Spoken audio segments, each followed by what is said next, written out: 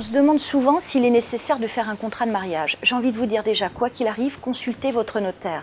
Même si vous décidez, si avec votre notaire vous apercevez qu'il n'est pas utile de faire un contrat, au moins vous vous serez renseigné avant. Pourquoi cette précision?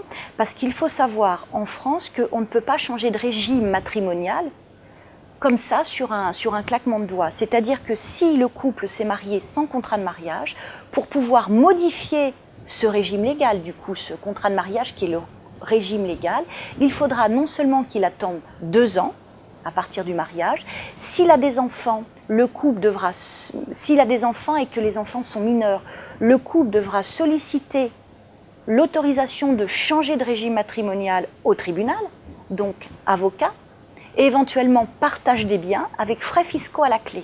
Donc il est indispensable, à mon sens, de se renseigner avant de se marier pour éviter la casse en fait, pour se dire qu'après, ah bah effectivement, on n'avait pas fait de régime matrimonial, mais parce qu'on s'était renseigné, ça ne semblait pas utile. Moi je suis parfois très contrariée quand j'ai des jeunes couples qui viennent, qui me disent, bah voilà, ça fait 3 ans qu'on s'est mariés, on n'a pas pensé à venir vous voir, et maintenant je crée ma société, et mon expert comptable m'a dit de venir voir mon notaire. Je me dis, mon Dieu, si vous étiez venu me voir avant, eh bien, ça aurait coûté 10 fois moins cher, on n'aurait pas besoin d'aller au tribunal, on n'aurait pas eu besoin de faire un partage des biens. Donc, il faut vraiment se renseigner avant. Ça, c'est une précision que je voulais indiquer. Alors après, de se dire, quel contrat de mariage? J'ai envie de dire, il y a parfois des prescriptions qui semblent évidentes.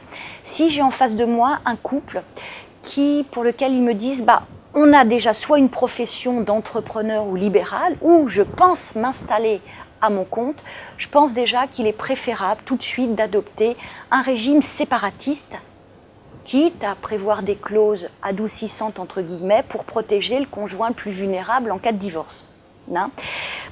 Ça, c'est la première prescription. Et la seconde, c'est lorsqu'il y a des enfants de différentes unions, c'est-à-dire ce qu'on appelle les familles recomposées.